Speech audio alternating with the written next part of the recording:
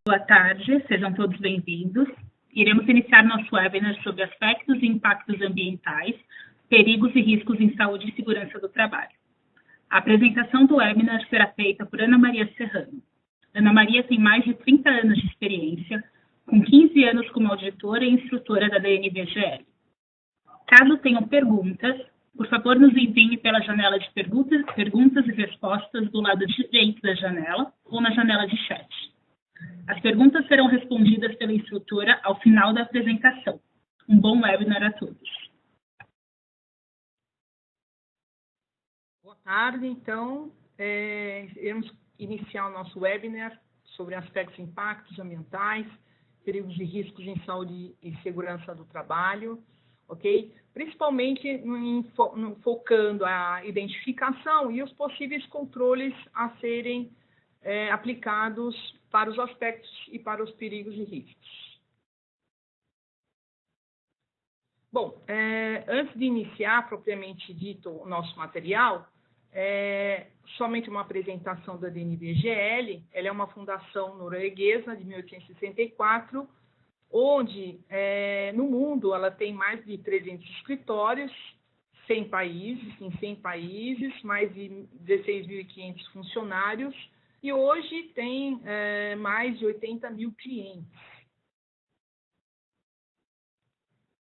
Alguns serviços, né, que nós executamos de certificação e verificação, que seria mais focado aos sistemas de gestão, certificações de produto. Temos a parte de avaliação, que geralmente é focado em gap analysis, análise de conformidade legal, treinamentos, ok?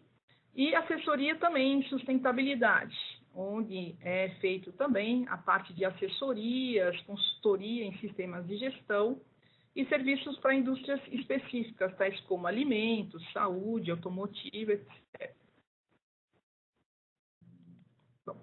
Bom, faremos agora a apresentação da parte de identificação de aspectos e impactos ambientais. Posteriormente, nós faremos da parte de perigos e riscos. Bom, iniciamos primeiro pela definição de um aspecto e impacto ambiental. O aspecto ambiental, ele basicamente pela norma, ele é um elemento das atividades, produtos e serviços de uma organização, que interage ou pode interagir com o meio ambiente. E o impacto, ele tem a ver com a modificação do meio ambiente, okay? Tanto adversa como benéfica. Bom, a que mais nós conhecemos é a parte de adversa, né? Total ou parcialmente resultante desses aspectos de uma organização. Bom, puxa, o que seria isso, né? Quer dizer, basicamente o aspecto, ele vem, vamos entender o aspecto como, de fato, aquilo que dentro da atividade é gerada.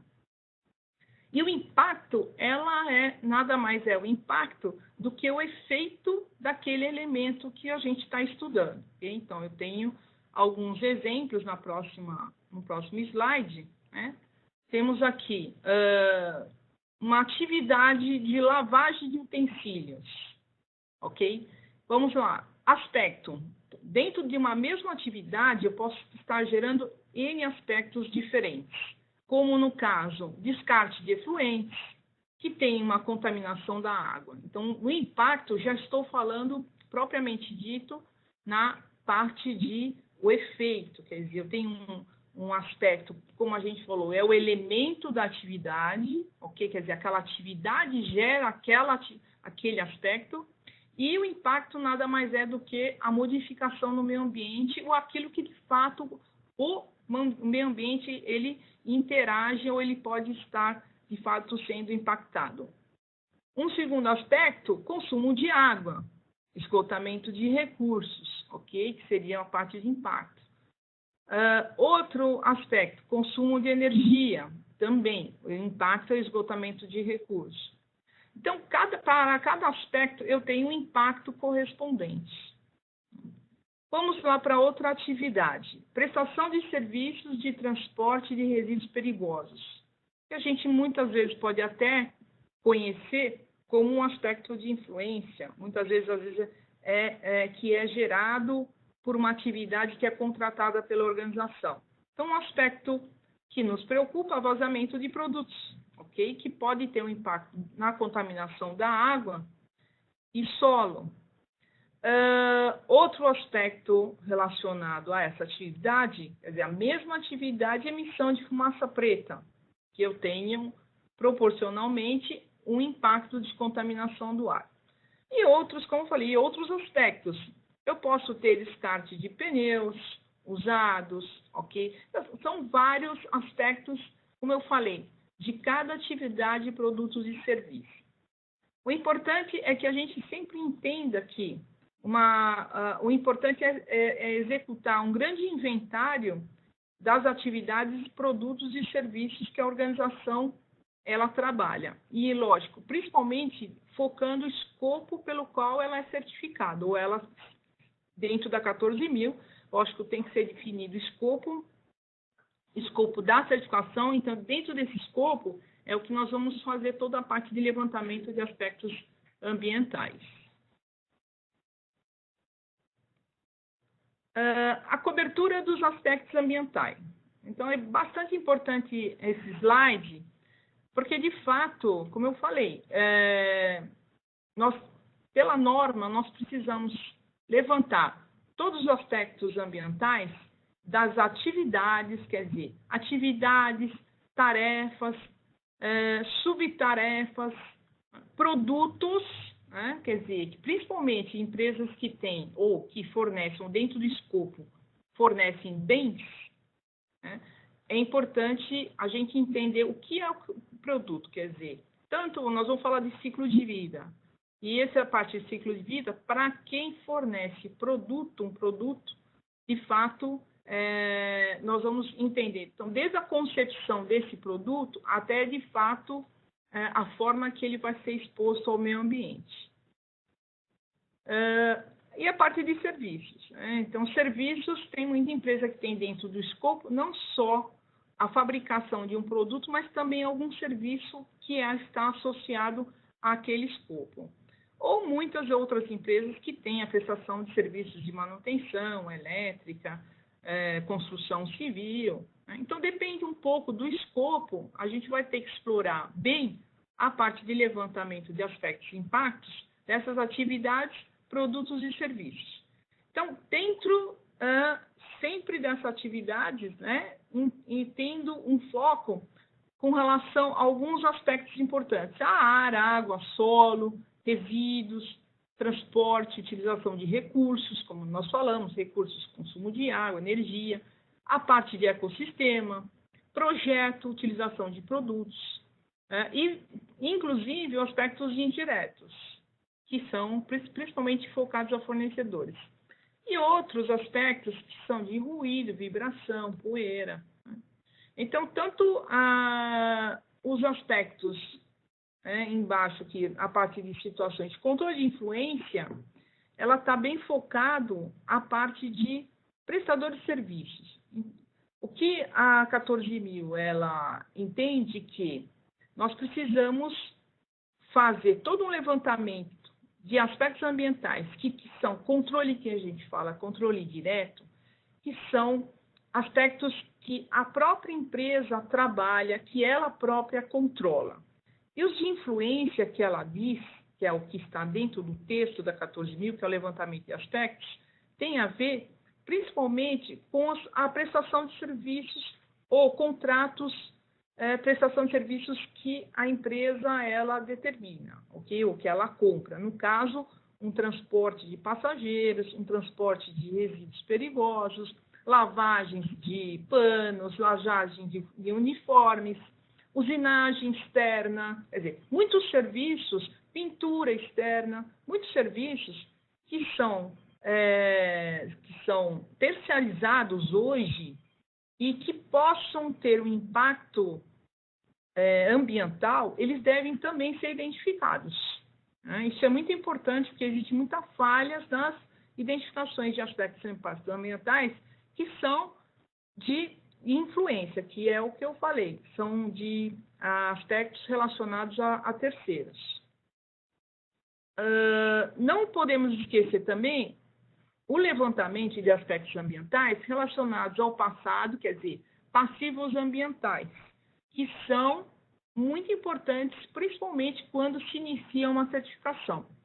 É muito importante se avaliar se existe qualquer tipo de aspecto ambiental, vamos supor, um tanque foi enterrado, que era enterrado e que tinha um solvente.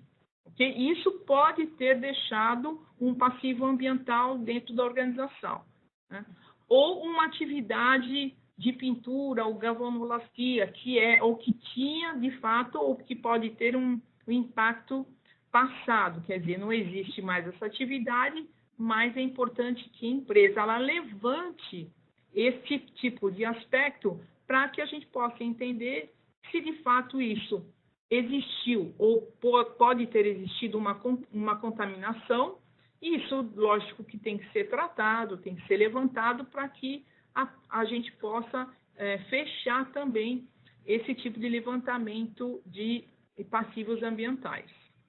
O presente, que são todos aqueles aspectos de atividades que estão sendo executadas no presente, e o futuro, né, futuro, que são aspectos que podem surgir de novas atividades planejadas. Né? Então, dentro da norma, hoje tem um foco muito grande de atividades que estão sendo planejadas. Quer dizer, eu tenho um novo negócio, um novo produto, ou eu tenho uma extensão de uma atividade, né? E isso é fundamental que a gente possa levantar os novos aspectos, e muitas vezes eu não tenho um novo aspecto, mas eu tenho um aspecto que pode ter uma relevância diferenciada pelo volume, tais como eu posso ter um aumento de uma produção, e isso eu gerar mais efluentes domésticos ou mais efluentes industriais, fazendo que eu possa ter uma modificação no meu sistema de tratamento, né? E isso precisa ser muito bem identificado, esse novo aspecto ou esse aspecto modificado. Por isso, do novo planejamento desta mudança. Um foco muito importante, principalmente nessa versão da ISO 14001, na versão 2015, a parte de mudanças em relação ao sistema de gestão. E o que a norma fala também, aspectos relacionados a atividades normais, ok, que são trabalhadas, que são executadas no dia a dia, aspectos anormais que podem ser de parada, partida, quer dizer, eu paro um equipamento, muitas vezes eu paro, no caso, uma planta química, muitas vezes eu tenho alguns aspectos ambientais que são gerados nessa parada de planta, ok? Ou aspectos anormais que podem acontecer dentro da organização, não só a nível de equipamento, mas de atividades em geral. Outro aspecto importante que deve ser levantado é a parte de emergência, quer dizer, aspectos potenciais, aqueles que de fato podem gerar, inclusive, um risco para a organização. No caso, vazamentos, incêndio, explosão, derramamentos em geral. São eventos que geralmente não são planejados, mas são potenciais. Nós temos que prever que eu tenho ou possa ter atividades que possam gerar, como eu falei, que nem uma caldeira, posso gerar uma explosão. Né? Então, eu tenho um tanque de produto, eu posso gerar um vazamento.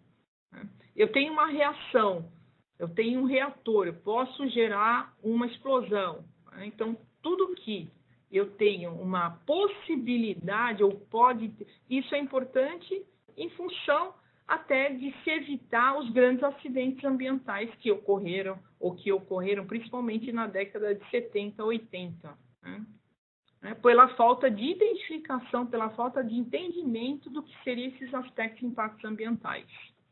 Então, veja que a cobertura de aspectos ambientais é muito grande, né? Por isso que ela precisa ser, ela é muito detalhada, como eu falei, por processo, por atividade.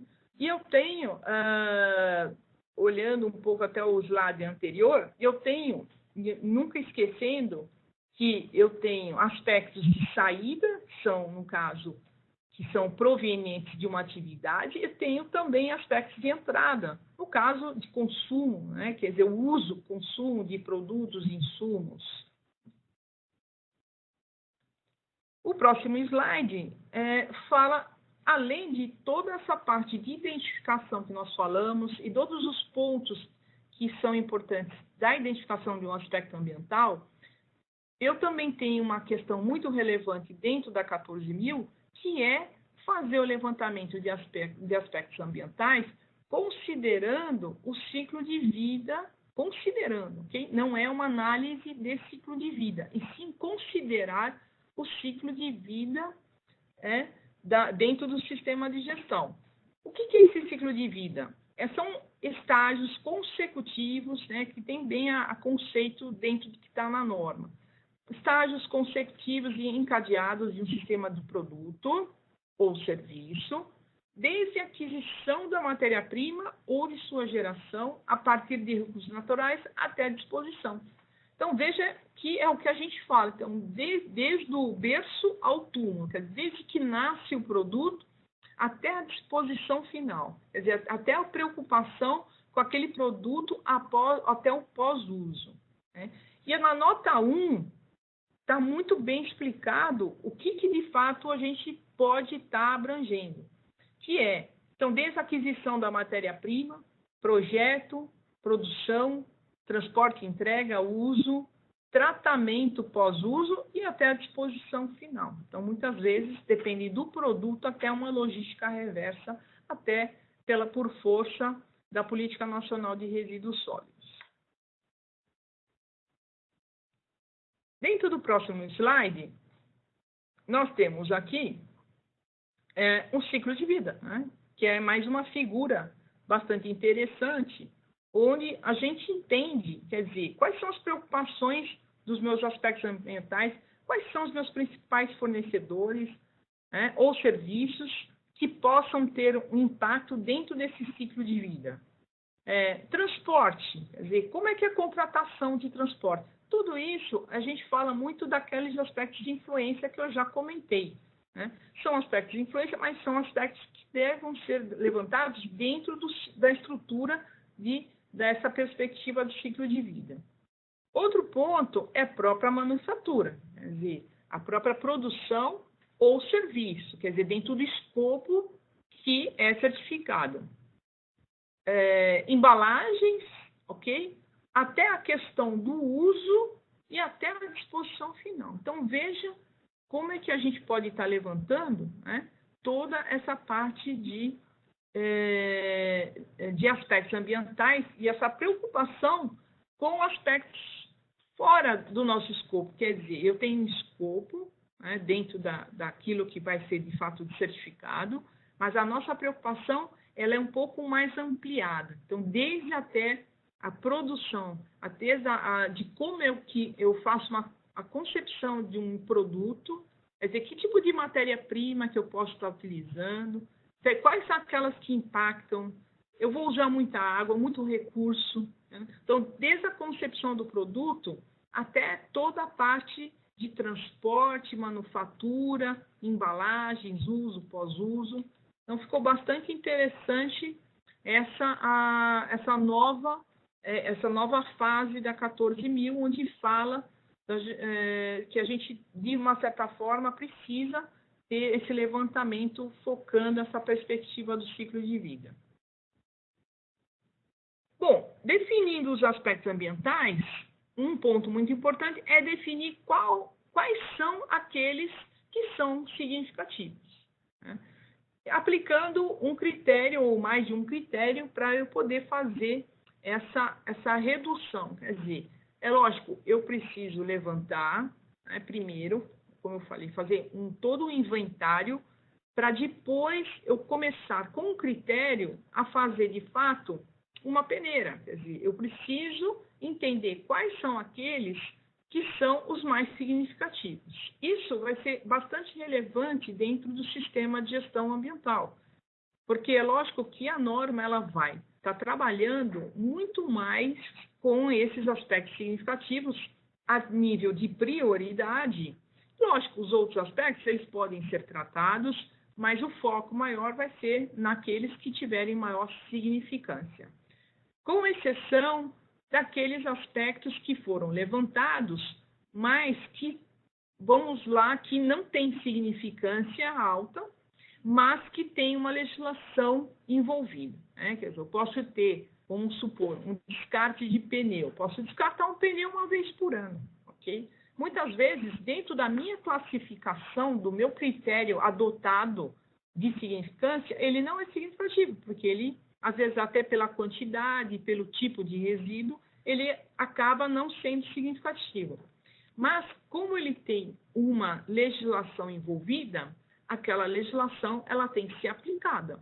Então, veja que, basicamente, um dos grandes itens que, independente de ter um aspecto ambiental ou não significativo, é a parte de requisitos legais, que é o cumprimento daquele requisito legal, independente da significância do aspecto.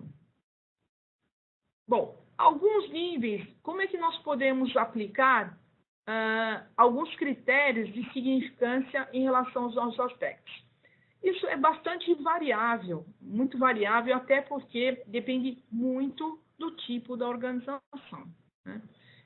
Veja que eu não tenho como ter uma planilha padrão para várias empresas, sendo que uma é uma mineradora, outra é uma indústria de cosmético, outra é um serviço de manutenção.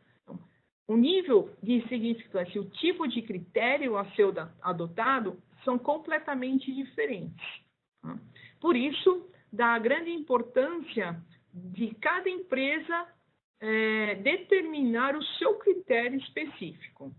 E, geralmente, esses critérios eles podem ser avaliados em relação à escala, que tem a ver com o tamanho da área atingida pelo impacto ambiental. Ou seja, ele pode ser local, então um vazamento. Um vazamento pode ficar dentro de uma localidade, dentro da própria organização, regional. Então, ele pode estender, quer dizer, ele pode sair da organização.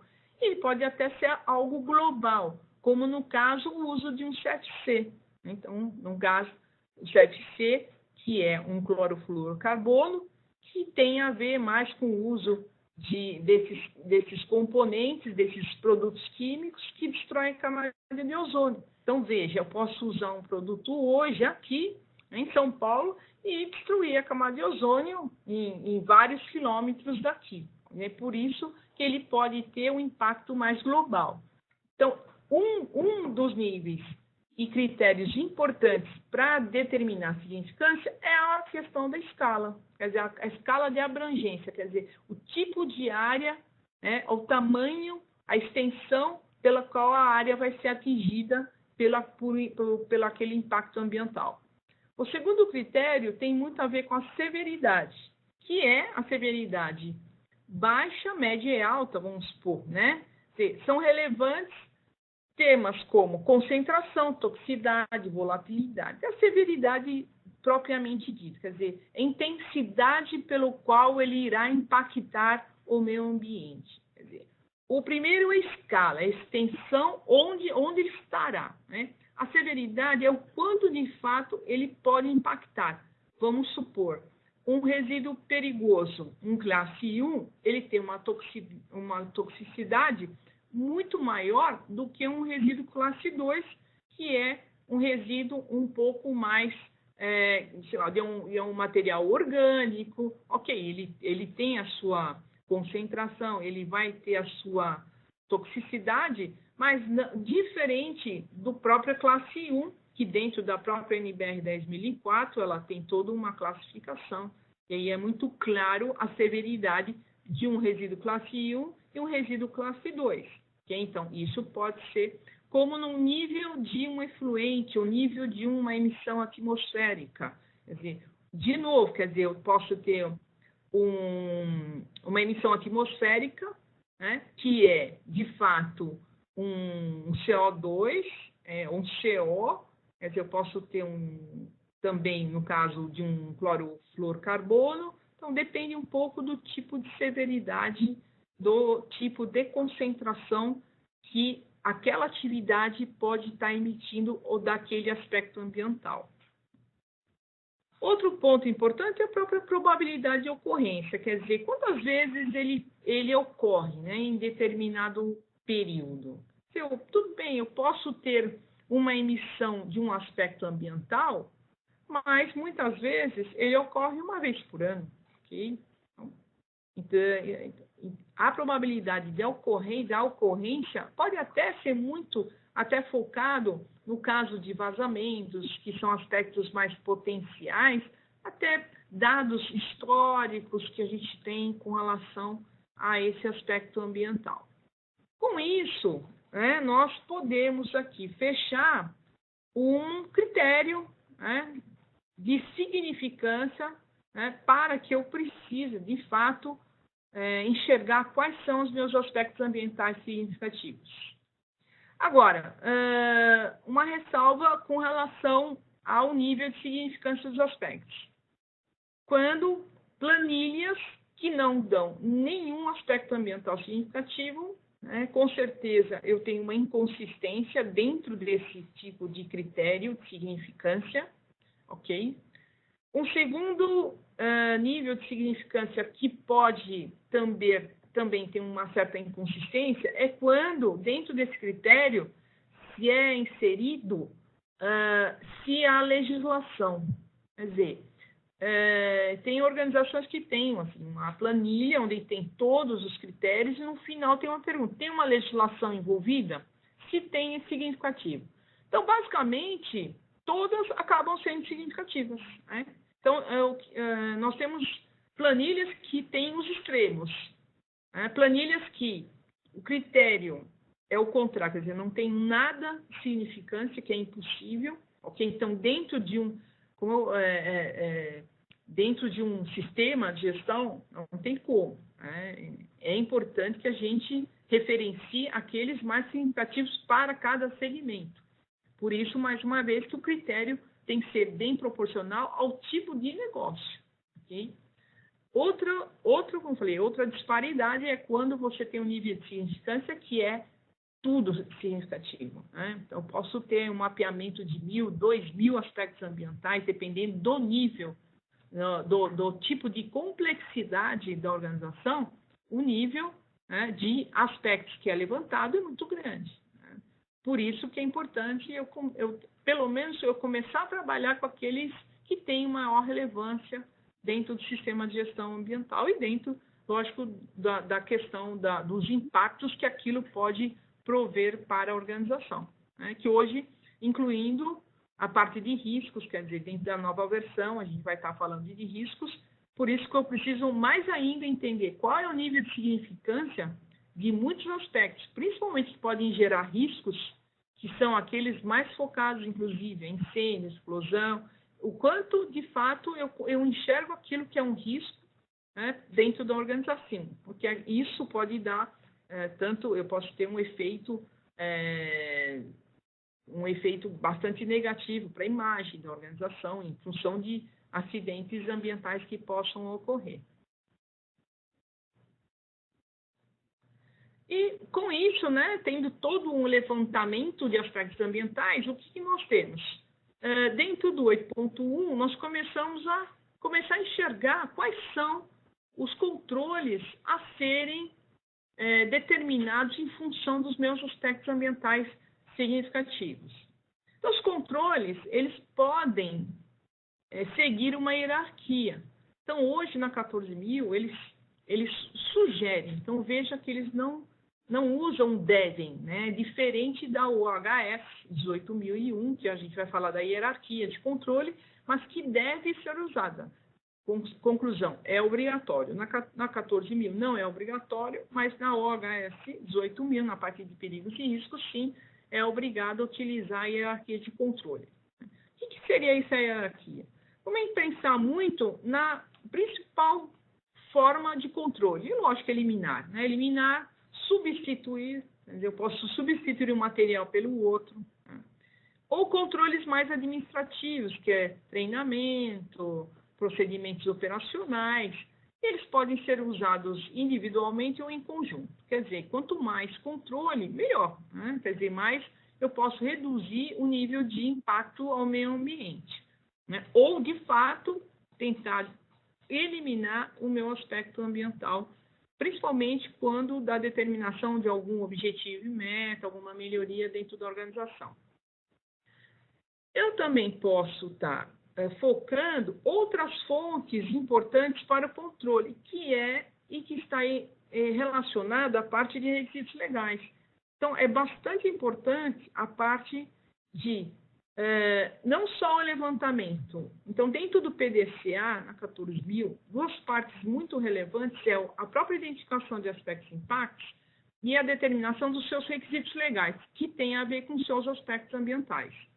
Então, veja que, conforme os requisitos legais, eu também, obrigatoriamente, eu preciso também fazer alguns controles e alguns monitoramentos em função da legislação. Então, o próprio controle, ele vem muitas vezes do atendimento a requisitos legais, tais como, no caso, controle de IBAMA 85, controle de emissão de fumaça preta. É muito claro lá as formas de controle, não só de emissão da fumaça em si, mas sim das manutenções dos veículos para evitar a fumaça preta, né? E o monitoramento com a escala de Higman, ou outra escala, ou seja, uma opacidade, mas lá se a referência é mais com a escala de Higman, para que eu possa fazer o controle dessa emissão da fumaça preta. Ok? Então, não só manutenção preventiva, que seria um controle mais administrativo, ou no caso a gente até enxerga com mais até controle de engenharia, né? E também a parte de monitoramento. Okay? Então, independente do uso ou da necessidade de eu estar determinando alguns procedimentos, seja de gestão de resíduos, gestão de efluentes, okay? Controle de emissões atmosféricas, seja filtros, limpezas, cortina d'água, tanto EPCs, como eu falei, são os que a gente utiliza para ter um controle mais de engenharia, né? No caso, uma estação de tratamento de efluentes, até aqueles que estão alguns treinamentos focados, inspeções, quer dizer, tudo é uma forma de controle desses meus aspectos ambientais, principalmente aqueles que a gente entende como significativos. E para finalizar a parte de aspectos, né, então uma boa gestão ela pode permitir a redução, a exposição a impactos ambientais, como eu falei no início, o levantamento de aspectos potenciais, principalmente aqueles focados à explosão, incêndio, isso reduz significativamente. Hoje a gente pode ver, né, após a década de 80, 85, que começou toda a gestão ambiental, principalmente as legislações que vieram após a década de 80, a Política Nacional de Meio Ambiente, a própria Constituição, tudo isso após 80, a década de 80. Isso reduziu muito os impactos ambientais. A própria minimização de custos, de recursos naturais, reputação da empresa, né? Hoje a imagem é muito importante. Reforça esse enquadramento legal, né? Quer dizer, onde eu entendo qual é o aspecto que eu tenho, quer dizer, e qual é, de fato, o enquadramento legal, né? Quer dizer, onde eu estou a nível de atendimento de requisitos legais, satisfação dos interesses de todas as partes envolvidas, incluindo hoje até muitos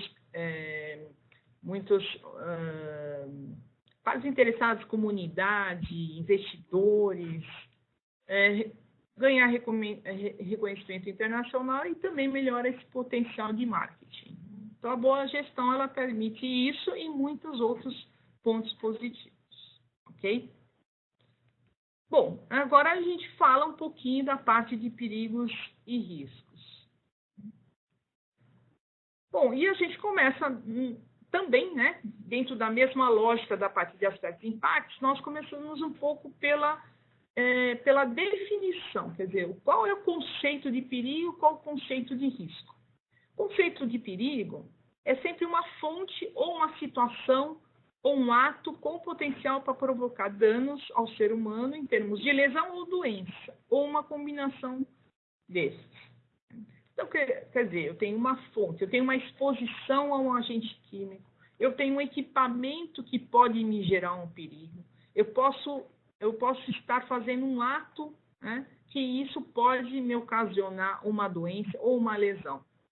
Tudo isso a gente entende como uma fonte, uma situação que pode gerar uma lesão, uma doença.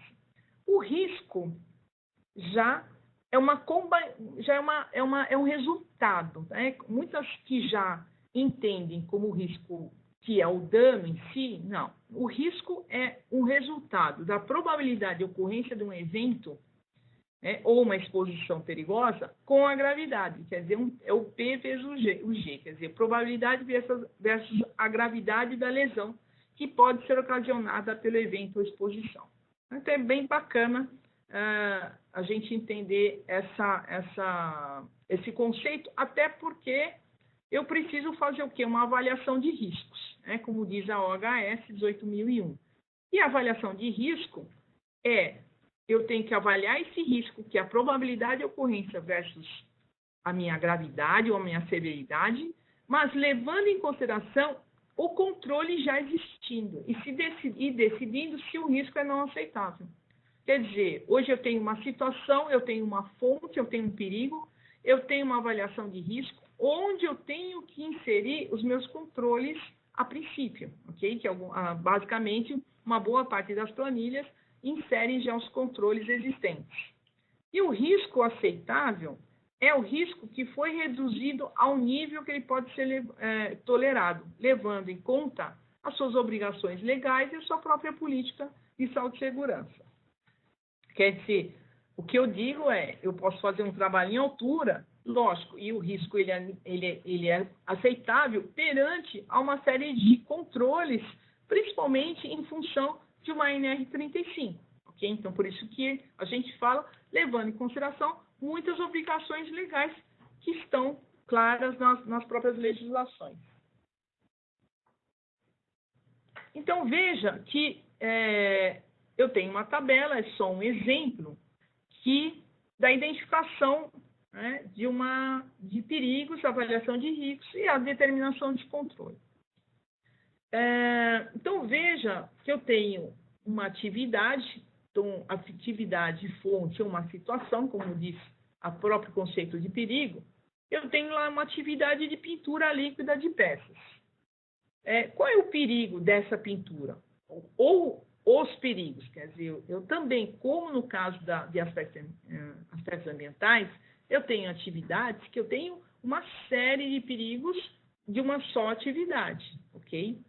Mas, no caso, pintura líquida de peças, eu tenho o quê? Uma exposição a agente químico, né? Então, qual é o dano? Vamos lá, a norma, ela dentro do conceito, né, ela vai falar também em dano, né? Quer dizer, qual é o dano que isso pode estar acarretando?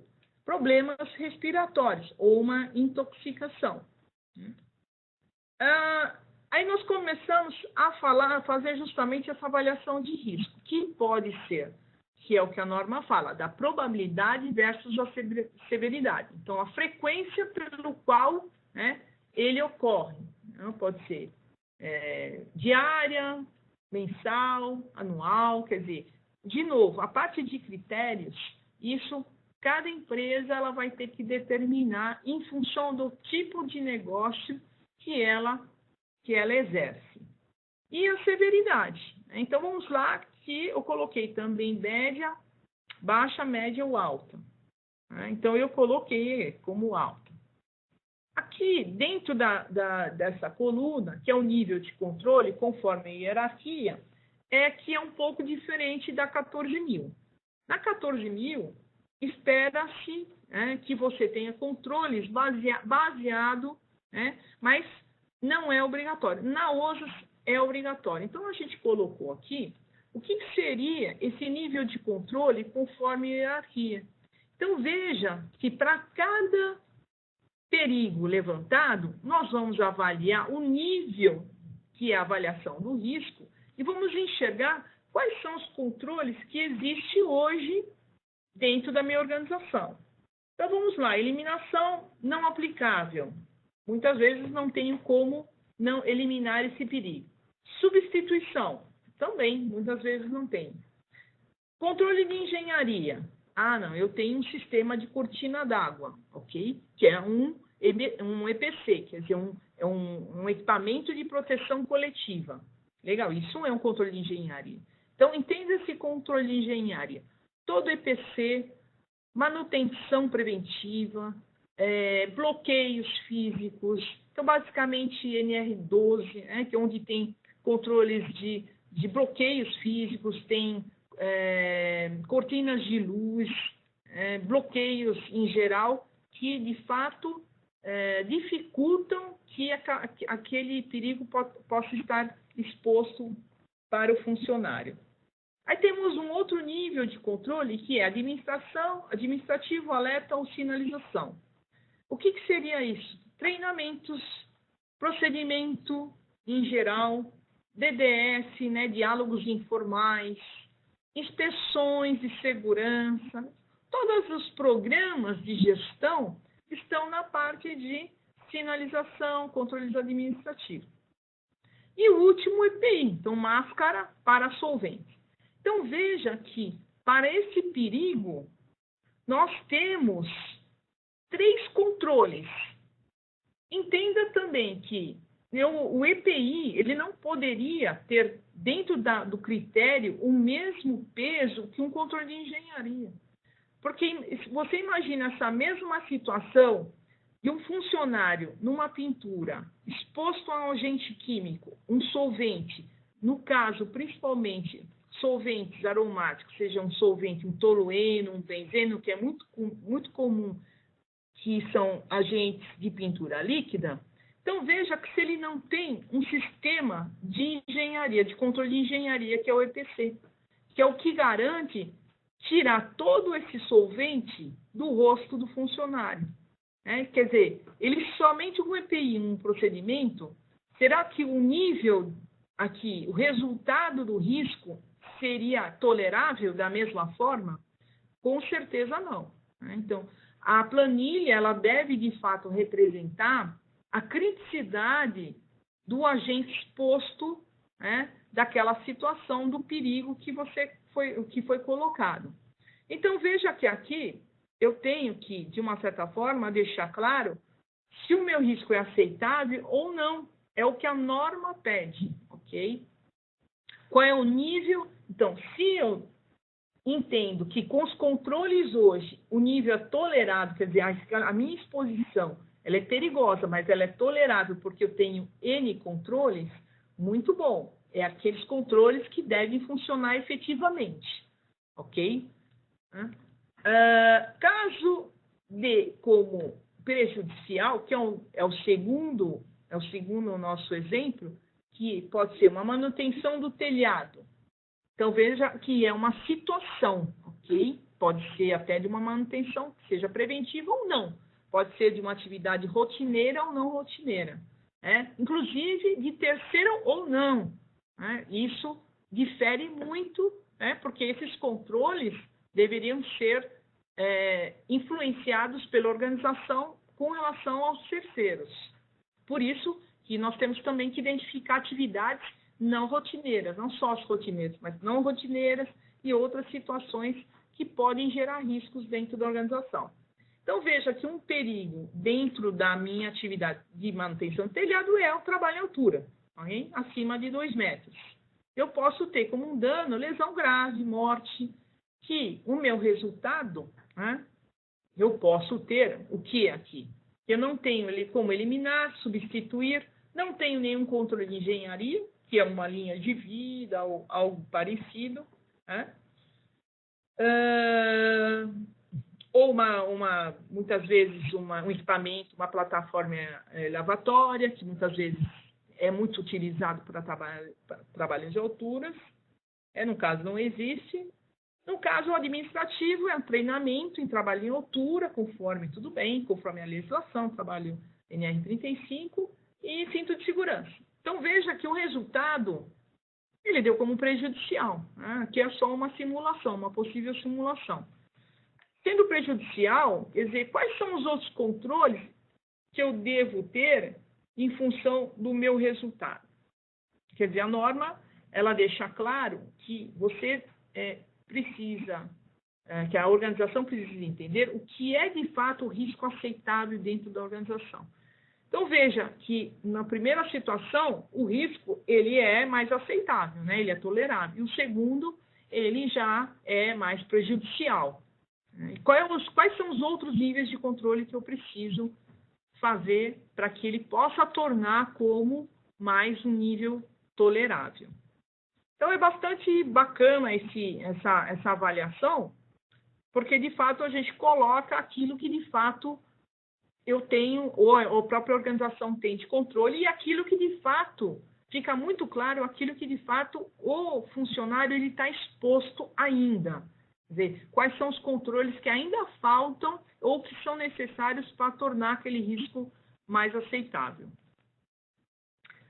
Então, geralmente, o que se trabalha, né, com seria essa tabela, dentro da tabelinha anterior aqui, seria a parte de frequência ou probabilidade de severidade. Então, geralmente, se trabalha com uma tabela dentro, né, para entender o risco médio, baixo, alto, né? E, lógico, como falei, eu preciso determinar o que é severidade, o que é probabilidade de ocorrência para cada caso, né? E, lógico, enxergando novamente a minha identificação dos meus perigos e riscos, eu tenho, né, toda a construção da minha planilha, que eu tenho já alguns controles já inseridos, muitas vezes no próprio requisito 446 eu tenho que desenvolver novos critérios ou novos procedimentos operacionais a serem implementados ou para serem monitorados, onde eu posso melhorar todo o meu controle operacional com critérios bem claros para aquela atividade. E, novamente, outras fontes importantes de controle está muito voltado a NRs, né, as nossas normas regulamentadoras, né, RI10, 20, né, 35, 33, que é toda a forma de controle daquele perigo. Então, seja espaço confinado, né, eu entendo que, focando muito bem a parte de legislação, a gente vai estar cumprindo, com certeza, muito bem a parte de perigos e riscos, né? E é lógico, os níveis de eliminação e substituição ficam muito para a parte de objetivos e metas. É onde eu enxergo possibilidades de eu alterar, no caso, como nós falamos, hoje eu uso uma pintura líquida com solvente. Posso utilizar uma pintura, ou começar a fazer um estudo, uma pintura à base d'água. Quer dizer, isso é um objetivo e meta, uma melhoria.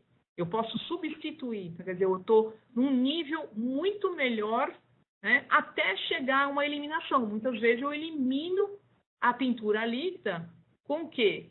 Substituindo o material. Muitas vezes eu utilizo um aço inox, alguma coisa que eu evito totalmente o uso daquela atividade, daquela pintura. E, finalizando aqui, né, a gente, dentro da parte da OHS 2001, ou uma boa gestão de saúde e segurança, independente da própria OHS 8001, são que os riscos de perda são reduzidos e eliminados, né? Principalmente com os objetivos e metas, com a melhoria, enxergando esse nível de controle que eu tenho sobre a ótica de cada perigo, de cada situação que eu tenho, a redução de incidentes, as operações ficam muito mais confiáveis. Vejam uma NR12, né, uma NR12, como ela, de fato, ela reduziu o nível de acidentes graves, conformidade com regras de legislação, abordagem sistemática para o trabalho com segurança, A percepção do risco é muito importante quando a gente implementa uma norma de gestão. Imagem e reputação positiva para a empresa, isso é fundamental, inclusive interna, porque um acidente ele traz um ambiente bastante desfavorável internamente dentro de uma organização. E, basicamente, o nosso material é esse, né? Então, conheça assim, mais a respeito de outros treinamentos e outros serviços que podem estar relacionados com o tema. Nós teremos uma semana de segurança do trabalho em São Paulo, será em maio, dia 15 e 16, será um curso de MSN, gestão de perdas, a parte de liderança frente aos riscos. Dia 17 seria dentro da semana mesmo, técnica de investigação de incidentes, é uma ferramenta TASC, TNV. E dia 18 seria a parte de aspectos de impactos ambientais e perigos e riscos. Seria dividido em meio-dia a parte de aspectos e perigos e riscos seria também mais 4 horas, né? Onde a gente pode estar desenvolvendo muito melhor esse tema, com exercícios, executando alguns exercícios dentro desses 2 temas.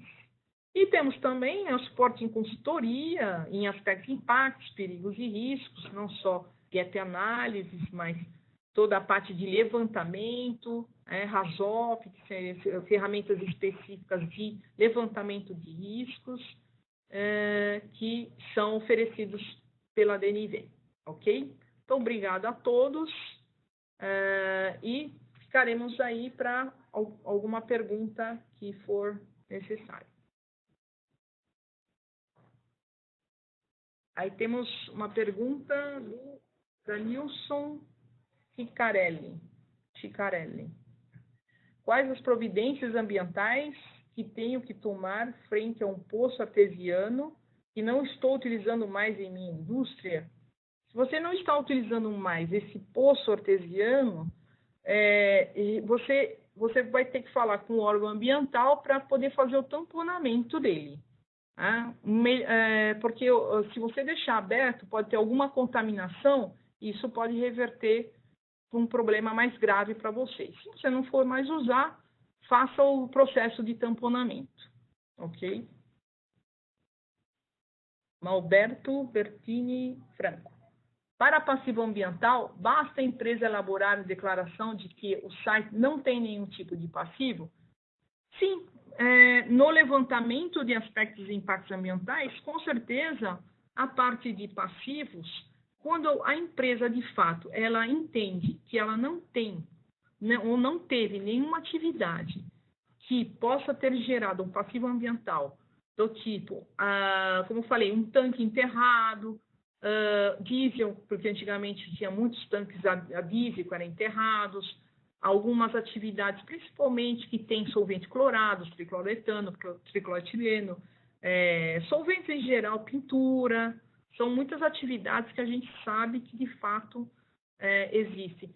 Basta essa declaração. Mas dentro de uma certificação de 14.000, fica claro que na fase 1, o auditor ele faz uma visita no site, ele busca informações de todo o site para que, junto ao cliente, é lógico, né, para que ele saiba se essa avaliação de aspectos passivos foi levantada. Okay? Então, que tem sempre por isso que tem que ser, de fato, uma investigação. Né? Se você tem certeza, sem problema nenhum. Uma outra dúvida, Suzinei Albuquerque. Dúvida: como é considerado o aspecto de impacto de um produto que vai para o usuário, perdendo a empresa o controle sobre esse uso? Ok, isso é o que vai ser avaliado dentro do estudo de aspecto ambiental, considerando esse ciclo de vida, esse pós-uso. A princípio, ele seria um aspecto que a gente fala também de influência, né? Então, veja que influência não é só de fornecedores, mas também pode ser do pós-uso.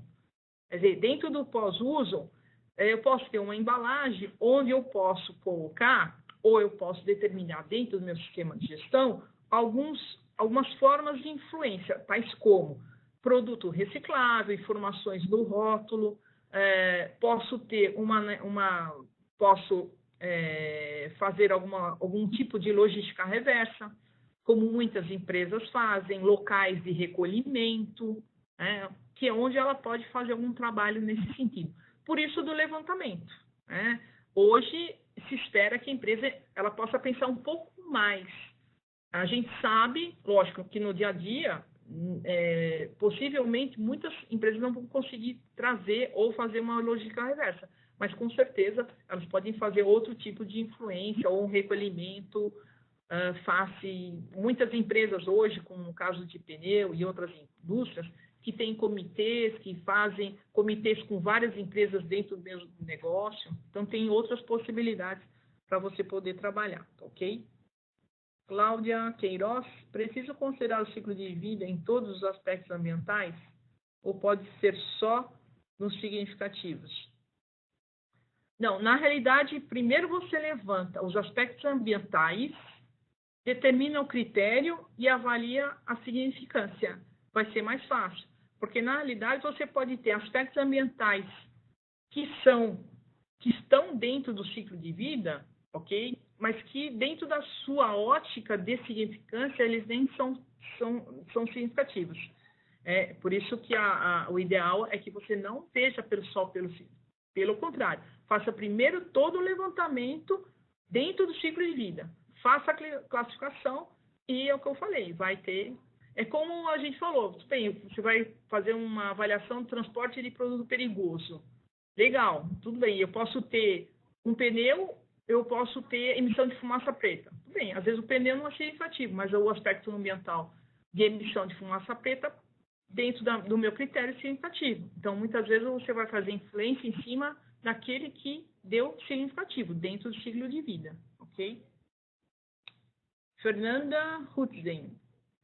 O que os auditores estão cobrando sobre o ciclo de vida? Eles não estão, dentro da DNV, isso está bem claro, eles não vão cobrar um estudo desse ciclo de vida conforme a 14.040, ok? Não é isso que se espera. O que se espera é que você considere né, os teus aspectos ambientais dentro de uma perspectiva do ciclo de vida. Como nós falamos, vamos supor, produto. Quer dizer, se você tem uma área de projeto ou você tem desenvolvimento de um produto, como é que é o aspecto ambiental? Como a questão ambiental ela é aplicada dentro até da concepção de um novo produto. E até um pós-uso, como nós falamos, né? Quer dizer, como esse produto, após o uso, qual vai ser o impacto dentro do meio ambiente, né? Em relação aos fornecedores, aos clientes, consumidores, o que eu posso influenciar ou não, transporte, embalagens, porque hoje você tem muitas embalagens. A gente fala em logística reversa, mas não está tão claro ainda, né, essa questão da logística reversa para muitas empresas, como é que elas vão fazer, principalmente com a parte de embalagens. Né? A gente fala de produtos químicos e outras coisas que têm um impacto bastante significativo dentro do meio ambiente. Malberto Bertini Franco, entendemos que a legislação não é um bom filtro, pois atualmente quase tudo tem legislação aplicável. Neste caso, muitos aspectos seriam significativos. A legislação deve ser cumprida de qualquer maneira? Sim. É uma afirmação? Sim, a legislação, como eu falei, ela deve ser cumprida independente do aspecto ser significativo. A questão é que hoje existem algumas planilhas que existe um maior trabalho de fazer o critério, significância, mas aí você tem a última pergunta, se é significativo se tiver uma legislação. Quer dizer, toda aquela conta que foi feita, todo aquele critério que foi adotado, ele acaba aqui indo por terra, sendo que você tem uma última pergunta se tem uma legislação. E como hoje quase tudo tem uma legislação, seja direta ou indireta, então basicamente acaba sendo tudo significativo. O ideal é que não seja considerado, assim, dentro da boa prática, dentro daquilo que eu conheço muitos anos, de 14.000, o ideal é que a gente não considere. e sim a gente considere, até porque eu tenho um requisito hoje de levantamento de legislação e avaliação da conformidade. Tenho 2 requisitos que cobrem perfeitamente todo o atendimento das legislações relacionadas aos aspectos ambientais. Então, eu não preciso necessariamente ter isso como filtro de significância. Thalita Figueiredo, dúvida. Sempre considerar significativo se houver legislação que se trate a respeito? É isso mesmo? Não. Como eu expliquei na pergunta anterior, o ideal é que a gente não encare como significativo.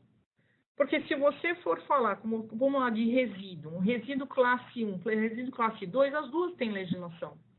Então, todos vão ser significativos. A significância, o que é importante a significância? É o nível de monitoramento, o nível de detalhamento de controle, o nível da espera da gente enxergar novos objetivos, melhorias em cima desses aspectos ambientais significativos, riscos, possíveis riscos e oportunidades dentro da organização que vão ser gerados sempre a partir dos aspectos ambientais significativos. Então, a perspectiva de você ter uma diferença entre os não significativos e significativos é relevante, porque a norma ela vai trabalhar muito em cima, principalmente dos controles operacionais dos significativos. Veja que os que não são, não é que não tenha que ter um controle, mas vai ser cobrado de forma diferente. Ok? Como a Lorena Leal, como pode ser avaliado a determinação de riscos e oportunidades em relação aos aspectos de impactos ambientais? Bom, a avaliação de riscos e oportunidades dentro dessa versão nova, ela de fato ela tem que ser feita em função dos aspectos ambientais significativos e de requisitos legais. Então, veja, para eu fazer um estudo de risco e oportunidades, eu tenho que me basear necessariamente dos meus aspectos ambientais significativos e dos meus requisitos legais, levando em consideração o contexto e partes interessadas. Ok? Então, veja que você vai ter que ter uma ligação entre o requisito 4.1, 4.2, ok? 612 e 613, para que eu possa fechar a parte de riscos e oportunidades. Espera-se que esse estudo de risco ele seja um pouco até mais estratégico, ou perante muitas atividades que geram, de fato, riscos ambientais, ou que podem gerar riscos. Vamos supor, eu tenho lá um tanque que está ali no canto da minha empresa e se eu tiver um vazamento, eu vou atingir uma comunidade que está ao lado. Okay? Isso pode gerar um risco.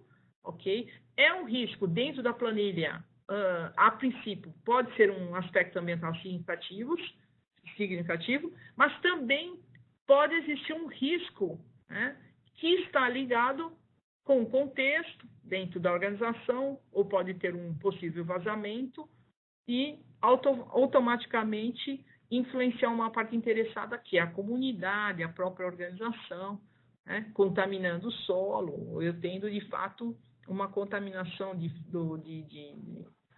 não só do solo, mas também da parte de lençol freático.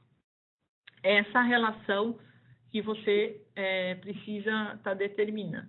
Dá uma boa lidinha no 614, onde fala do planejamento de ações, onde ele vai linkar bem essa parte de aspectos ambientais, requisitos legais e os riscos e oportunidades, onde ele vai planejar ações para abordar toda essa parte.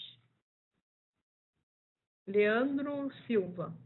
Sobre os níveis de controle, é necessário listar para todas as hierarquias? Bom, o meu exemplo, ele trouxe, de fato, onde eu coloquei a lista, porque o ideal, vamos lá, por técnica, o ideal é melhor você listar, ok? Mas, se você tiver uma certa sequência, é melhor. Porque o problema é que, se você, como eu falei, misturar EPI com o controle de engenharia, você pode não enxergar que isso tem um peso diferente. Eu entendo que para cada nível de controle, substituição, eliminação, substituição, controle de engenharia, eu teria que ter uma pontuação diferente para você tentar analisar e tornar o teu risco mais aceitável. Então, veja, se você der o mesmo ponto de EPI para um controle de engenharia, que para mim teria 20 pontos a mais do que um EPI, você pode ter uma dificuldade de enxergar a redução para um nível aceitável, que é o que a norma pede. Então, o ideal é que você faça em cima da hierarquia, listando ou não, mas sempre em cima de entender cada item dentro da hierarquia. Okay? O ideal é que você tenha, de fato, uma sequência. Até porque isso, de fato, é um ponto, vamos lá, de sistematização. Se você deixar livre, a maioria vai colocar um controle, ponto final.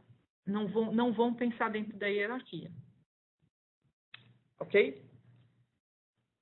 Bom, as próximas perguntas, nós finalizamos agora, né, nosso webinar. Eu agradeço aí a participação de todas as pessoas, as perguntas. E caso tenham mais perguntas, elas serão respondidas por e-mail, em função do nosso horário. Tudo bem? Então, obrigado, agradeço em nome da DNV e nos vemos, né, nos próximos webinars.